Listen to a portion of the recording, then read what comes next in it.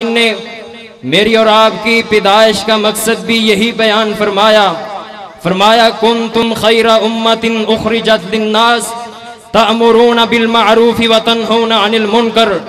امتیں تو میں نے بے شمار پیدا کی، لیکن امت محمدیہ کو پیدا کرنے کا مقصد صرف یہی ہے۔ فرمایا اخرجت للناس، یہ اپنے لیے نہیں لوگوں کے لیے پیدا کیے گئے ہیں۔ تأمرون بالمعروف وتنہون عن المنکر، تاکہ لوگوں کو اچھائی کی دعوت دیں، برائی سے لوگوں کو بچا سکیں۔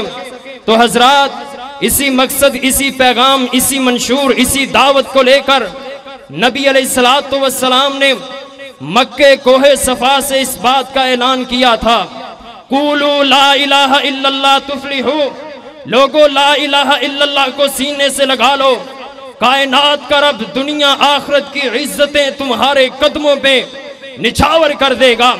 تو حضرات نبی علیہ السلام کے اس پیغام کو مکے والوں نے کسی اچھی نگاہ سے نہ دیکھا، بلکہ نبی علیہ السلام کی جان کے دشمن بن گئے۔ اور یہی نبی جب مکے کے اندر نبی علیہ السلام کی دعوت کو کوئی قبول کرنے کے لیے تیار نہیں تھا، تو نبی علیہ السلام نے طائف کا سفر کیا۔ طائف والوں نے بھی میرے نبی پر ظلم و ستم کے پہاڑ کھڑے کیے۔ مکے والے کبھی میرے محبوب کے راستے میں گڑھے کھودیں، کبھی نبی علیہ السلام کے سر پاک پہ کوڑا پھینکیں، کبھی نبی علیہ السلام کے گلے میں پٹکے ڈال کر نبی علیہ السلام کو زد و کوب کریں، کبھی میرے محبوب کی بچیوں کو طلاقیں دیں، کبھی میرے نبی کی گردن پہ لا کر اوجڑیاں رکھیں۔ وجہ کیا ہے؟ وجہ یہی تھی، نبی علیہ السلام کا یہی مقصد تھا کہ میری امت جہنم سے بچ سکے۔ لیکن یہ امت ایسی امت تھی جس امت نے نبی کی قدر نہ کی، جس امت نے نبی علیہ السلام کو پہچانا نہیں۔ اور یہی امت ہے نبی علیہ السلام کی دعوت کو دبانے کے لیے، نبی علیہ السلام کے پیغام کو دبانے کے لیے، نفاذ اسلام کے سلسلے کو مٹانے کے لیے کبھی بدر کا میدان سجا، اور ادھر 1000 کا لشکر ہے، ادھر صرف 313 ہے۔ اللہ رب العالمین نے فتح نصیب فرمائی تو نفاذ اسلام کا پرچم تھام کر میدانوں میں نکلنے والوں کو نصیب فرمائی۔ حضرات یہی دعوت تھی جس دعوت کی خاطر، جس منشور کی خاطر کبھی احد کا میدان سجا، کبھی حنین کا میدان سجا، کبھی خندق کا میدان سجا، کبھی یرموک کا میدان سجا، کبھی تبوک کا میدان سجا۔ ہاں اسی میدان کی خاطر، اسی دعوت کی خاطر، اسی منشور کی خاطر نبی علیہ السلام نے قربانیاں پیش کی، ابو بکر صدیق نے قربانیاں پیش کی، عمر فاروق نے قربانیاں پیش کی، 1,44,000 کے قریب صحابہ نے ہر انداز میں قربانیاں پیش کی۔ لیکن نفاذ اسلام کا یہ علم، نفاذ اسلام کا یہ پرچم کبھی جھکنے نہ دیا، کبھی سرنگوں نہ ہونے دیا۔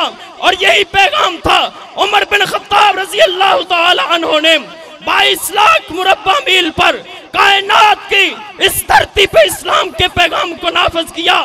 ہاں یہی اسلام کا منشور تھا جس منشور کی خاطر ہمارے اسلاف نے قربانیاں پیش کی، اور یہی منشور تھا جس منشور کی خاطر کبھی سید احمد شہید رحمہ اللہ بریلی سے نکلتے ہیں، بالا کوٹ میں آ کر شہید ہوتے ہیں، اور شاہ اسماعیل شہید رحمہ اللہ اسی منشور کی خاطر کبھی ہندوستان سے چلے اور بالا کوٹ کے اندر آ کر اپنے خون کی ندیاں بہا دیں۔ وجہ کیا تھی؟ کائنات کے اندر رب کا دین غالب ہو جائے۔ ضرورت کس بات کی تھی؟ کائنات کے اندر اللہ کا اسلام نافذ ہو جائے۔ ہاں اسی دعوت کی خاطر، اسی منشور کی خاطر، اسی پیغام کی خاطر ہمارے اسلاف نے قربانیاں پیش کی۔ مجھے یاد آئے علامہ احسان اللہ ظہیر شہید رحمہ اللہ۔ کون علامہ احسان اللہ ظہیر تھے؟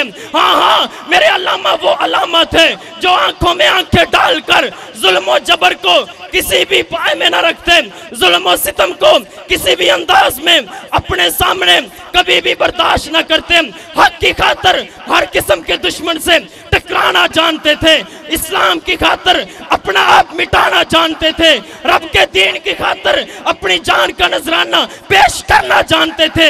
یہی وجہ تھی کہ علامہ احسان اللہ ظہیر شہید رحمہ اللہ کبھی لچمن چوک میں اپنے رب کے دین کی توحید کی خاطر، نبی کی رسالت کی خاطر میدان عمل میں نکلے ہیں۔ وقت وہ آیا علامہ احسان لائی ظہیر شہید رحمہ اللہ کا خون اللہ کو پسند آ گیا، رب نے احسان لائی ظہیر رحمہ اللہ کی قربانی کو قبول کر لیا۔ وقت وہ آیا کہ بم لاہور میں پھٹتا ہے، ہاں نفاذ اسلام کی خاطر جو میدانوں میں نکلتے ہیں، اللہ عزت کیسے بخشتے ہیں، اللہ مقام کیسا دیتا ہے۔ بم لاہور میں پھٹتا ہے، علاج ریاض میں ہوتا ہے، لیکن جب شہادت ہوتی ہے تو رب العالمین جنازے کی باری آتی ہے، مسجد نبوی کا ذہن ہے، تدفین کی باری آتی ہے، فرمایا پاکستان نہیں، فرمایا لاہور نہیں، فرمایا سیالکوٹ نہیں، فرمایا پاکستان کی جناب گلگت نہیں، بلتستان نہیں، مری نہیں، پشاور نہیں، دنیا کے جتنے مرضی حسین ترین مناظر کیوں نہ ہوں، جگہ کیوں نہ ہوں، احسان الہی ظہیر کے قابل اگر کی جگہ ہے تو وہ صرف اور صرف نبی پاک صلی اللہ علیہ وسلم کے مقدس شہر میں، نبی پاک صلی اللہ علیہ وسلم کے روضے کے سائے میں جنت البقیع علامہ کا مدفن بنا۔ حضرات وجہ کیا تھی؟ وجہ یہی تھی، احسان الہی ظہیر رحمہ اللہ نے اپنی جان کو رب کے لیے بیچ دیا تھا، بیچ دیا تھا، بیچ دیا تھا، نہ بیٹوں کی پرواہ، نہ والدین کی پرواہ، نہ بیوی بچوں کی پرواہ، ہر وقت اللہ کے دین کی خاطر نکلے، ہر میدان میں نکلے، نہ کسی کے ظلم کو دیکھا، نہ کسی کے جبر کو دیکھا، نہ کسی کے ظلم و ستم کے پہاڑوں کو دیکھا۔ ہاں کون؟ علامہ احسان الہی ظہیر رحمہ اللہ، وہ علامہ احسان الہی ظہیر جنہوں نے اسلام کی خاطر بے شہا قربانیاں پیش کی، اور آج اسی منشور کو لے کر علامہ شہید رحمہ اللہ کے فرزندان اللہ رب العالمین کی توحید کا پیغام لے کر میدانوں میں نکلے ہیں، اور قرآن و سنہ مومنٹ کی شکل میں ایک ایسا پلیٹ فارم تیار کیا ہے جس پلیٹ فارم پہ علماء کو ملا کر، آپ کو ملا کر، کائنات میں شوق ذوق رکھنے والوں کو اکٹھا کر کے کائنات کے اندر اسلام کو نافذ کر سکیں۔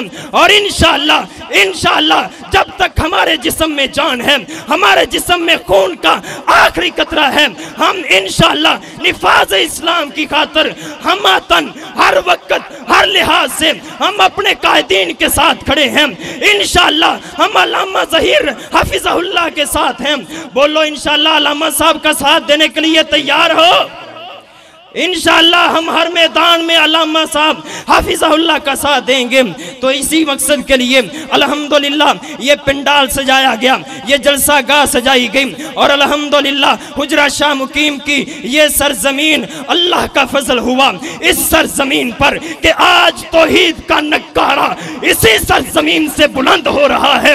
اور یہ وہ جگہ تھی کہ ہم سوچ بھی نہیں سکتے تھے، یہ بھی اللہ کی توحید کی برکات ہیں، یہ بھی نبی کی سنت کی برکات ہیں، یہ بھی نفاذ اسلام کے منہج، نفاذ اسلام کے نہج، نفاذ اسلام کے دستور، نفاذ اسلام کے منشور، نفاذ اسلام کے علم، نفاذ اسلام کے پرچم کی برکت ہے کہ الحمدللہ آج ہم سارے حجرہ شاہ مقیم کی سرزمین پہ جگہ ہیں۔ میری اللہ سے دعا ہے کہ اللہ ہماری ہر لحاظ سے محنت کوشش اپنے دربار میں قبول فرمائے، اللہ قائدین کو لمبی زندگی دے، اور اللہ وہ وقت جلدی لائے ہماری زندگیوں میں ہی پاکستان سارا اسلام کی اماجگاہ بن جائے، پاکستان سارے کے اندر اسلام ہی اسلام ہو جائے، جگہ جگہ پہ حدود اسلامی ہو، نظام اسلامی ہو، قوانین اسلامی ہو۔ اسی مقصد کے لیے الحمدللہ علامہ صاحب نکلے ہیں، اور اسی مقصد کے لیے ہم ان کے ساتھ ہیں۔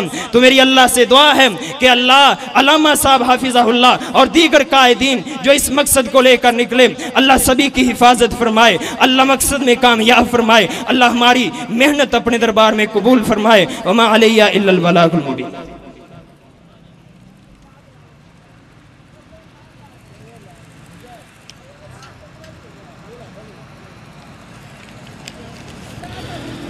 باقاعدہ ہماری اس محفل کا پروگرام کا آغاز کیا جاتا ہے۔ اب تمام احباب دل جمی سے بیٹھے، انشاءاللہ علماء کرام کی خطابات کا سلسلہ شروع ہونے والا ہے۔ میں گزارش کروں گا جو دوست احباب پنڈال سے باہر ہیں اور جو چل پھر رہے ہیں، نظم و ضبط کا مظاہرہ کریں۔